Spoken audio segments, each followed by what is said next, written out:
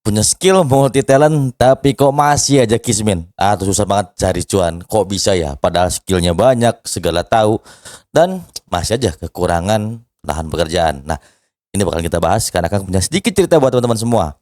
Meskipun jarang bikin konten tapi akan tetap terus riset buat teman-teman semua. Semoga aja konten ini bisa ngasih insight buat kalian semua. Jangan lupa like, subscribe dan juga nyalakan loncengnya. Seperti biasa, kita masuk ke intro dulu.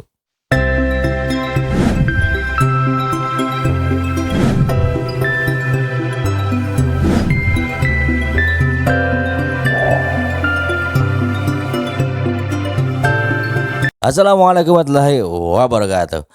Selamat malam teman-teman semua ya. Sekarang tanggal 19 Januari. Waduh, ternyata kemarin setelah sakit gigi Akang kena radang tenggorokan dan akhirnya harus libur bikin konten.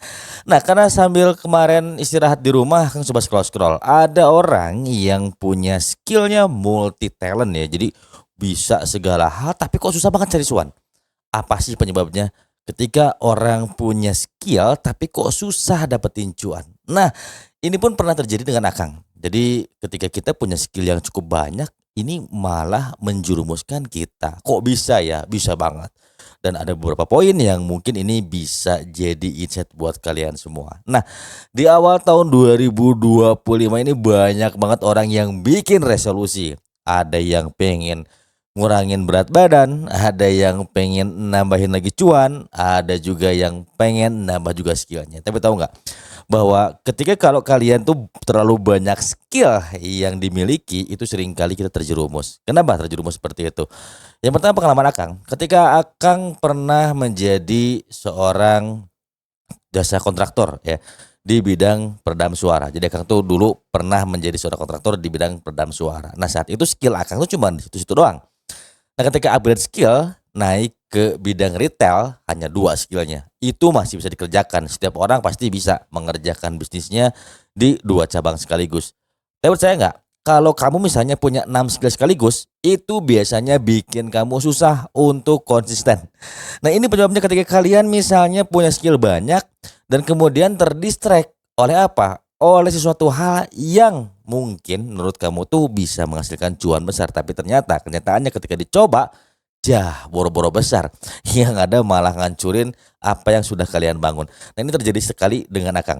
Jadi waktu itu Akang pernah ngambil 6 kelas sekaligus. Yang pertama kelas menulis novel, kelas nulis artikel ya, kemudian ikut digital marketing, kemudian juga kelas copywriting, sosial media, kemudian juga kelas-kelas yang lainnya ya yang menunjang untuk bisa mendapatkan cuan di internet. Nah, semua itu di tahun 2024 belum cukup menghasilkan sampai ya kisaran 2 digit, belum sampai.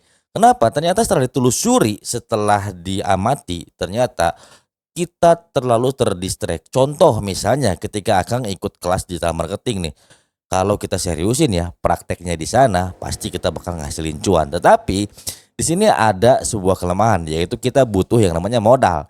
Nah, modal ini kan tentunya kita harus dapetin juga dengan cara ya yang harus yang baik ya teman-teman ya. Nah, kebayangkan kalau kita masih punya modal pas-pasan terus main di advertising yang pada akhirnya kita banyakkan berhentinya dibanding runningnya. Itu pengalaman Akang ketika tidak fokus pada satu bidang. Yang keduanya, ketika terjun menjadi affiliate marketer di Shopee atau di TikTok, itu terlalu terdistract dengan apa? Terdistract dengan yang namanya tawaran-tawaran kerjasama dari para penjual. Ya. Nah, kemudian setelah itu terdistract dengan apa? Terdistract dengan yang namanya algoritma sosial media di YouTube. Karena YouTube waktu itu sudah mulai monetize. Nah, yang berikutnya akan terlalu asik juga belajar ngoding ya. Walaupun ngodingnya masih pas-pasan, tapi setidaknya akan berhasil bikin website sendiri.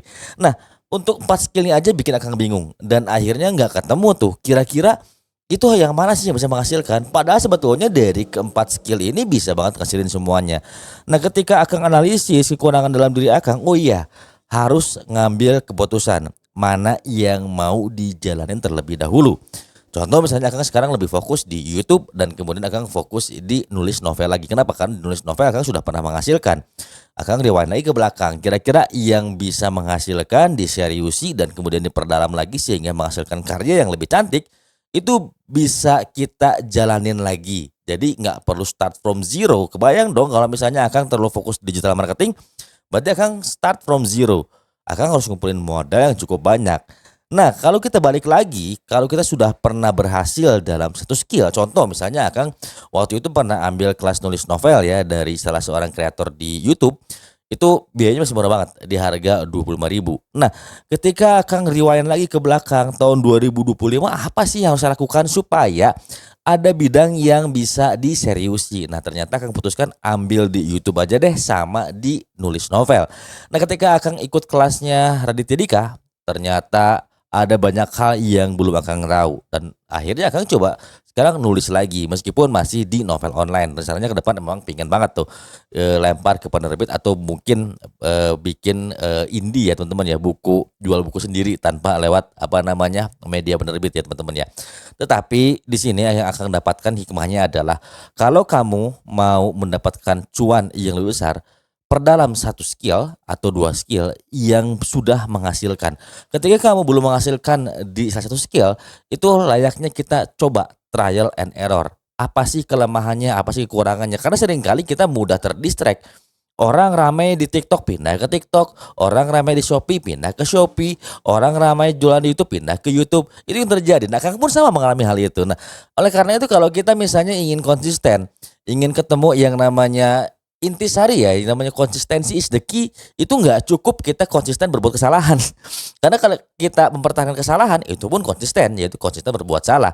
Tapi konsistensi itu ada beberapa parameter. Yang pertama ya kita harus analisis kekurangan kita analisis apa yang harus diperbaiki, kita analisis skill apa yang perlu ditambahin ya teman-teman ya. Karena menurut Akang, semakin kita memperdalam skill tersebut, maka kita akan melahirkan karya-karya yang semakin cantik. Dan ini semua menjadi pembelajaran buat Akang sendiri. Dan semoga ini bisa menjadi ibroh atau hikmah buat teman-teman semua yang baru aja terjun sosial media, entah itu mau di affiliate marketing, entah itu juga mau jualan online, entah mau digital marketing. Itu teman-teman semua bisa pelajari dulu dari dasarnya. Dan kemudian coba trial and error. Setelah itu kalian bisa ikut kelas untuk memperdalam lagi. Dan jika dirasa kelas itu belum memberikan insight yang terbaik, kalian bisa coba ambil kelas yang lebih tinggi lagi nilainya. Karena semakin tinggi nilai biasanya akan mendapatkan hasil yang lebih baik. Meskipun belum tentu juga, tapi yang jelas kalau kalian mau ambil kelas, pastikan ambil dari orang-orang yang sudah punya kredibilitas yang cukup baik di mata para audiensnya. Contoh misalnya kalau Agang pribadi kenapa ngambil kelasnya ke Raditya Dika, karena hasil karyanya keren-keren. Nah, Agang juga suka banget dengan beliau itu. Nah, ketika didalami, dipelajari, Agang sekarang nulis novel lagi, nulis di Good Novel dan juga di Vizo, itu Agang mencoba untuk membuat sesuatu hal yang dirancang dulu teman-teman ya. Jadi kalau dulu asal jeplak bikin cerita, kalau sekarang akan ngerancang dulu.